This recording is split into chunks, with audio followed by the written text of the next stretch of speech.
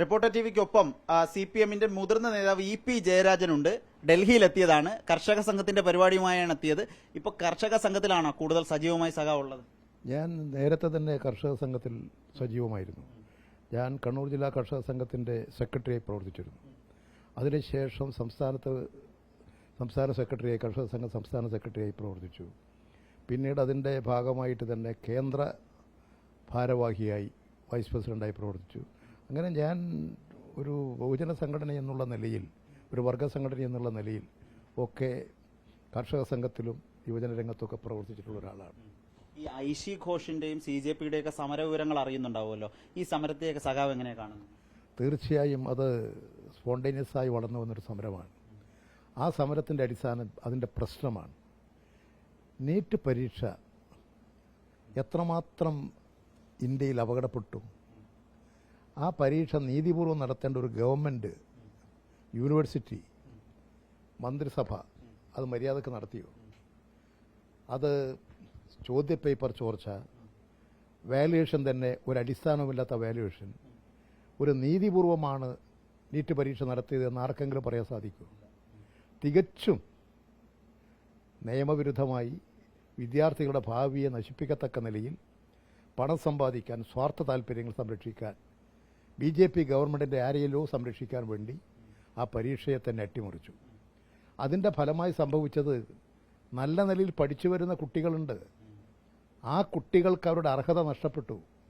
ആ കുട്ടികൾക്ക് അർഹത നഷ്ടപ്പെട്ടതുകൊണ്ട് തന്നെയാണ് ആ നീറ്റ് പരീക്ഷ റദ്ദ് ചെയ്തതിന് ശേഷം ഇന്ത്യയിൽ 22-ലധികം കുട്ടികൾ ആത്മഹത്യ ചെയ്തു. എത്ര ദാരുണമായ സംഭവമാണിത്! എത്ര ഭീകരമായ സംഭവമാണിത്! അതിൻ്റെ വല്ല ഗൗരവവും ഈ കേന്ദ്ര ഗവൺമെന്റിനുണ്ടോ? ഇന്നലെ ഇപ്പോൾ സംഭവിച്ചത് SFIയുടെ പ്രധാനപ്പെട്ട നേതാവ് ഐഷി ഘോഷിനെ AKG ഭവനിൽ കയറി അറസ്റ്റ് ചെയ്യാൻ ദില്ലി പോലീസ് ശ്രമിച്ചു. ഐഷി ഘോഷ് ഡൽഹിയിലെ SFIയുടെ നേതാവാണ്. അവരുടെ അഖിലേന്ത്യാ നേതാക്കളിൽ ഒരാളാണ്. ഐഷി ഘോഷ് ഇവിടെയൊക്കെയുള്ള വിദ്യാർത്ഥി പ്രശ്നങ്ങളിൽ സജീവമായി ഇടപെടുന്ന ഒരു നല്ല നേതാവാണ്. അവരുടെ പേരിൽ 21-ലോ മറ്റോ ഉണ്ടായിട്ടുള്ള ഒരു ചെറിയ കേസ്, ആ കേസ് യഥാർത്ഥത്തിൽ ആ കോടതിയിൽ ഹാജരായി ജാമ്യം എടുക്കേണ്ട കാര്യം മാത്രമേ ഉള്ളൂ. ആ കേസിന് കമ്മ്യൂണിസ്റ്റ് പാർട്ടി മാർക്സിസ്റ്റിൻ്റെ കേന്ദ്ര കമ്മിറ്റി ഓഫീസ്, ആ ഓഫീസിൽ എന്ത് അടിസ്ഥാനത്തിലാണ് ഈ പോലീസിനെ അയച്ചത്, ഡൽഹി പോലീസിനെ അയച്ചത്? ആ പോലീസിനെ അയച്ചത് തന്നെ നിയമവിരുദ്ധമായ രീതിയിലല്ലേ? സാധാരണ ആരെങ്കിലും കയറി സാധാരണ ഡ്രസ്, യൂണിഫോം ഇല്ലാതെ സിവിലിയൻ വേഷത്തിൽ തട്ടിക്കൊണ്ടുപോകുക എന്ന ഉദ്ദേശം അല്ലേ അതിൻ്റെ പിന്നിൽ? സാധാരണഗതിയിലാണെങ്കിൽ ഒരു പോലീസ് ഉത്തരവ്, ഗവൺമെൻറ് ഉത്തരവ് അല്ലെങ്കിൽ കോടതിയുടെ ഉത്തരവ് നടപ്പിലാക്കണമെങ്കിൽ ഒഫീഷ്യലായി അവർ സമീപിക്കേണ്ടതല്ലേ? അങ്ങനെയാണോ പോയത്? ആ ഉദ്യോഗസ്ഥർക്ക് നേരെ എന്ത് നടപടിയാണ് സ്വീകരിച്ചത്? അവരവിടെ കയറി ഒരു കമ്മ്യൂണിസ്റ്റ് പാർട്ടി മാർക്സിസ്റ്റിനെ പോലെ ഇന്ത്യയിലെ പ്രമുഖമായൊരു ഇടതുപക്ഷ പാർട്ടി, ആ പാർട്ടിയുടെ കേന്ദ്ര കമ്മിറ്റി ഓഫീസ് റെയ്ഡ് ചെയ്യുക, ഒരു മര്യാദ പാലിക്കണ്ടേ? ആസൂത്രിതമായി ഇത് നടത്തിക്കൊണ്ടിരിക്കുന്നത് ഇപ്പോൾ ഇവിടെ ജന്തർ മന്ദറിൽ നടന്നിട്ടുള്ള സമരം, അവിടുത്തെ CJP-യുടെ സമരം, ആ സമരങ്ങളിലൊക്കെ സജീവ സാന്നിധ്യമായി ആ സമരം വിജയിപ്പിക്കാൻ വിദ്യാർത്ഥികളെയും യുവാക്കളെയും അതുപോലെ തന്നെ മറ്റു ബഹുജനങ്ങളെയും കർഷക സമൂഹത്തെയും എല്ലാം ആകർഷിക്കാൻ നല്ല നിലയിൽ ഇടപെട്ടിട്ടുള്ള ഒരു നേതാവാണ് ഐഷി ഘോഷ്. അതുകൊണ്ട് തന്നെയാണ് അവരെ വേട്ടയാടാൻ ഒരാസൂത്രിതമായ പദ്ധതി തയ്യാറാക്കി ഇങ്ങനെ പൊതുരംഗത്ത് പ്രവർത്തിക്കുന്ന പൊതുജനസേവകന്മാരെ, വിദ്യാർത്ഥി നേതാക്കളെ, വിദ്യാർത്ഥികൾക്ക് വേണ്ടി പോരാടുന്നവരെ ഒറ്റതിരിഞ്ഞ് ആക്രമിച്ച് കേസിൽപ്പെടുത്തി ജയിലിലടച്ച് ഇല്ലായ്മ ചെയ്യുകയാണോ ഈ ഗവൺമെൻറ്റിൻ്റെ ലക്ഷ്യം? ഏറ്റവും വൃത്തികെട്ട ഒരു നിലപാടാണ് ഇവിടെ സ്വീകരിച്ചത്. നാട്ടിലെ ഒരു കാര്യം ചോദിക്കുകയാണ്. ഇപ്പോൾ തെരഞ്ഞെടുപ്പ് പരാജയം ബന്ധപ്പെട്ടുള്ള റിപ്പോർട്ട് ഇപ്പോൾ പൊതുജനങ്ങൾക്ക് അവൈലബിൾ ആയിട്ടുണ്ട്. അണികൾക്കൊക്കെ വായിക്കാം എടുത്ത്.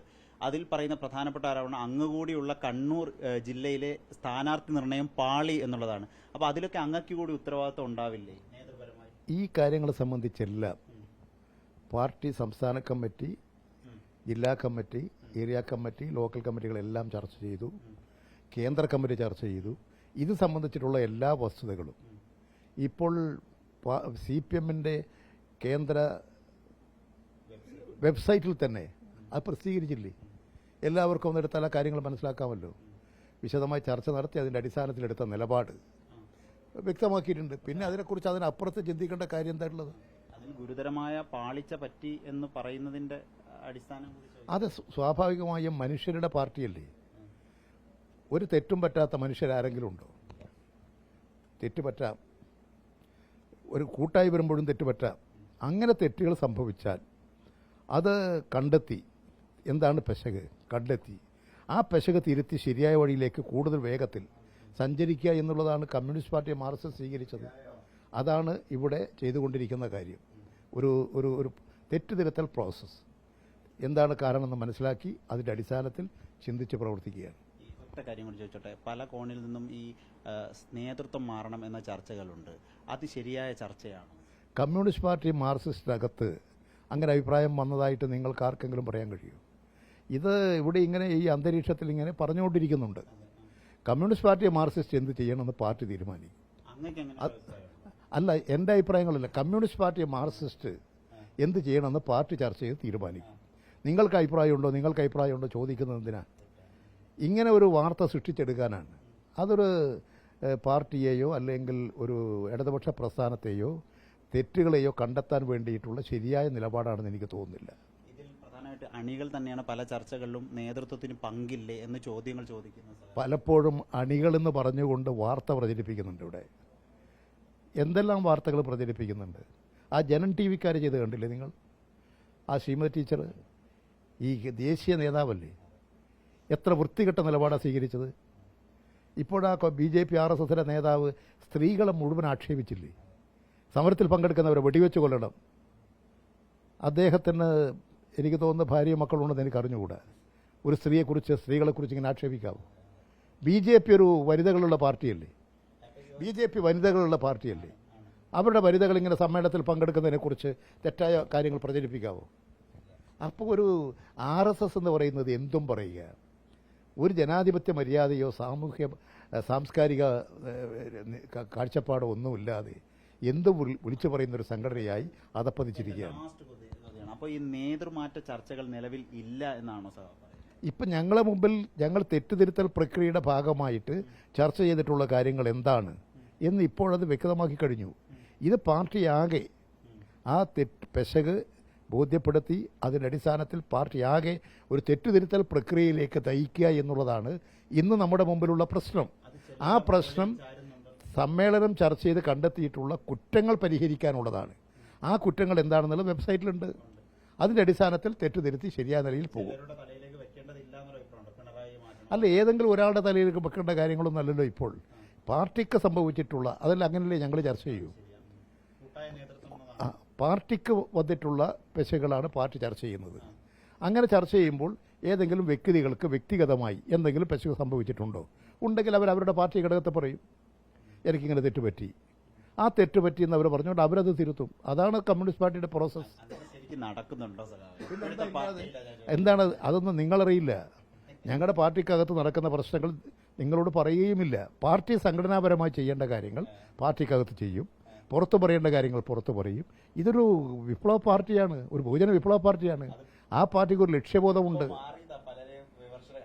അതെല്ലാം ഞങ്ങളെ വിമർശിക്കുന്ന ആളുകൾ, ഞങ്ങൾ നശിക്കണമെന്ന് ആഗ്രഹിക്കുന്ന ആളുകൾ നടത്തിക്കൊണ്ടിരിക്കുന്ന പ്രചാരവേലകളാണ്. അതെല്ലാം ജനങ്ങൾ തള്ളിക്കളയും.